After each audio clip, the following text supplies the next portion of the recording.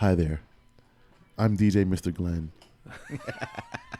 And when I'm not searching for the best of Taylor Swift, I'm listening to Flip the Script Radio. Thank you. Kissing Room Productions. If you eat crayons and wear helmets, you're welcome here. DJ Mr. Len in the place, everybody. What's happening? Clap it up, clap it up. What's going on? What's going on? Space Ghost in the place, loving the smell of glue. All right. Oh, my God. You guys have been on the air for 8 years? Yeah, 2015 we started. It's been about 5 years since I've been here. I'm about to say, you're way overdue. Yeah. Like, you guys are in a completely different place. Oh, we're rich now. There was a wall. Yeah, like, there's an upstairs now. I felt like I walked into, like, Ricky Stratton's house. You don't got to shit outside anymore? Man, unless you want to. I mean, you know. I mean, you should have told me that before I walked.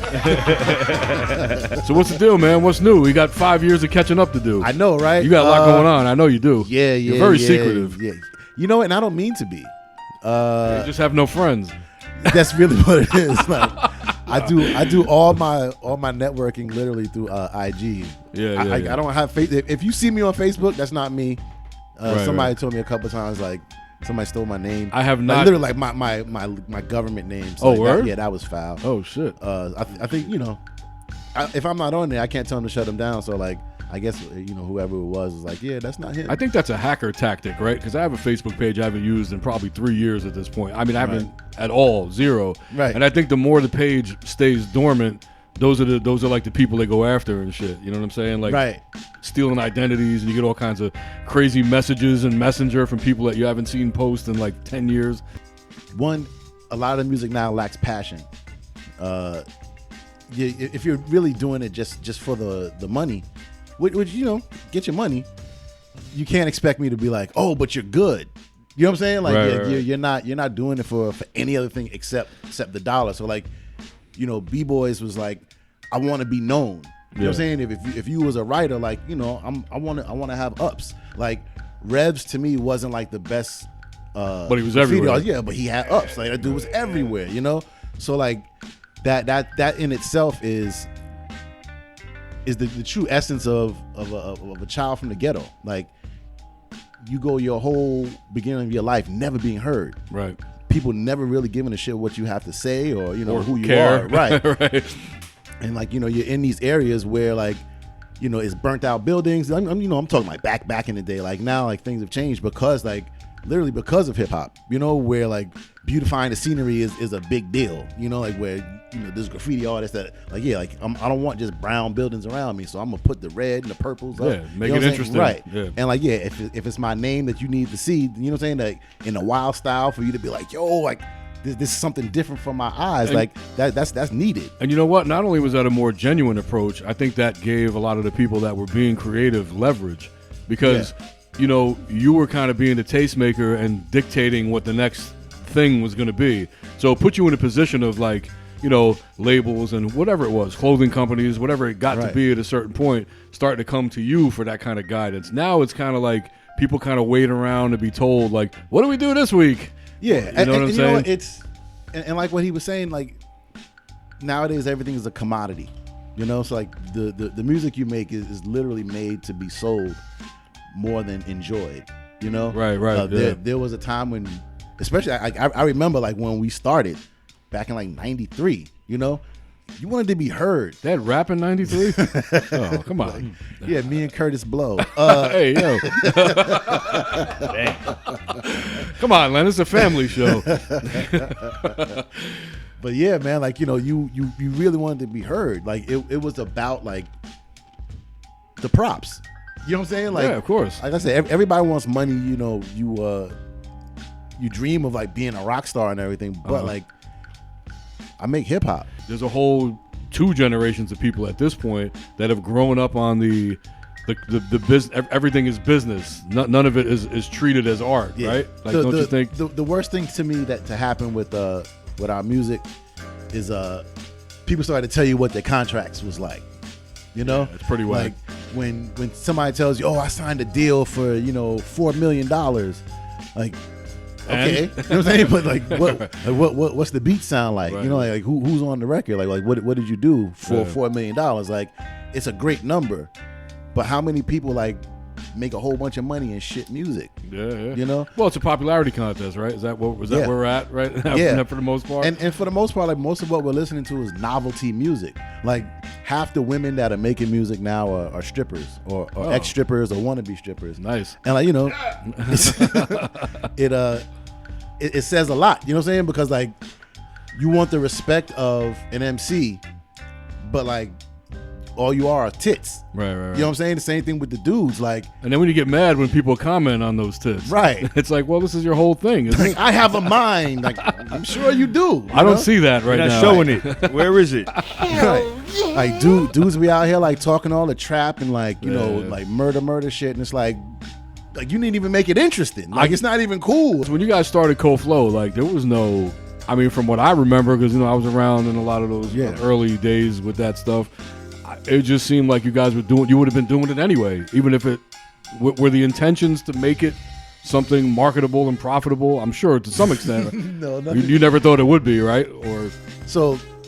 Remember when we started Cold Flow, I used to work at Jive in the dub room, and I remember Jeff Sledge, who was like the head of A&R at Jive, was like, "Oh, I heard you got a record out," because you know he heard Stretch and Bob was playing Juvenile Techniques. He was like, well, let me hear what you got. Which I still have on doubles on Libra. What are the hipsters paying for that nowadays? They don't even know it exists. Oh, man. Even more then. All right, good. Yeah, put it on eBay. It'd be like $800. Oh, shit. So you know, he listened to the music, and the first thing out of his mouth was, it's not commercially viable. Oh, wow. It's like falling down. Yeah. Remember the guy that got arrested? Yeah. I'm not commercially viable. So, like, he said that, and I was like, the first thing I said to him, I was like, yo, but we're already getting airplay. And he's like, yeah, but it's this kind of airplay. It's not the airplay we're talking about, right. But like, you know, 3 years later, I'm in Europe. So what do you got going on now, man? I know you're always up to something, man. Yeah. You're never not working, whether we know about it or not. Yeah. So the next big thing that y'all will see me doing is with Ella Sensei, and we're going to be touring through Europe. Oh, that's dope. Basically as a tribute to Kaos and Tame One. They had the album that they just put out, No Expiration Date. That Buck great Bob, album, by the way. Yeah, it's a dope record. People Buck, sleeping, man. Yeah, Buck got busy on that. He definitely did.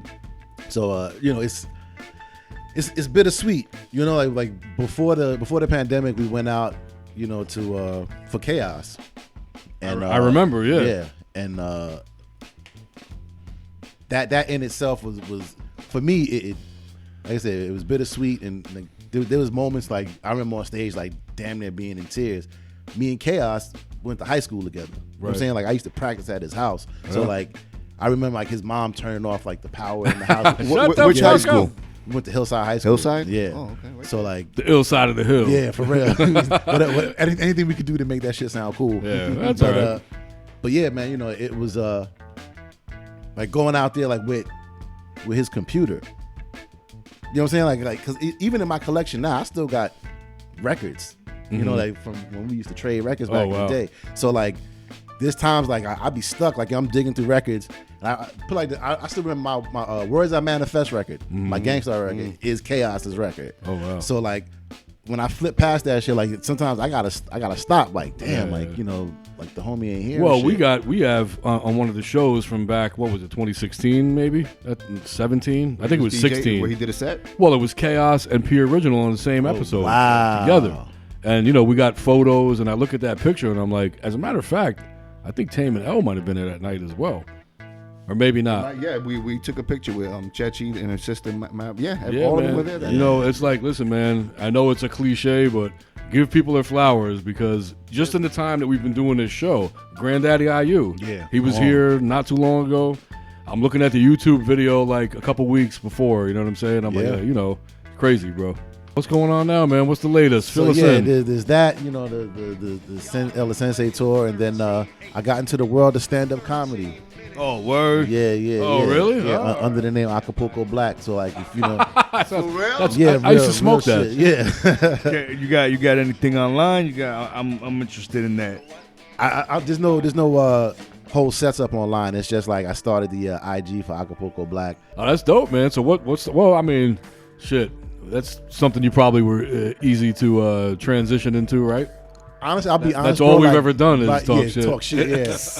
But you know what? It's a little more difficult when you going up there to make people laugh. Like when you have to do it, like like the music is down, like there's a technical difficulty, so you just get on the mic and talk shit. It's not a random interjection. It's all about me right now. Now it's like someone introduced me and it was like, get him, and I'm like waka waka waka. And then you got a bunch of people just staring at you and make you laugh. Really, Yeah, right. Like arms folded, like go ahead. Yeah. Most people don't know how to take a joke or listen to a joke. You mean nowadays? The humor? Yeah. Comedy's getting hit hard, man, by all this like fucking politically correct BS. Like it's almost non-existent, right, at this point? It's making a comeback though.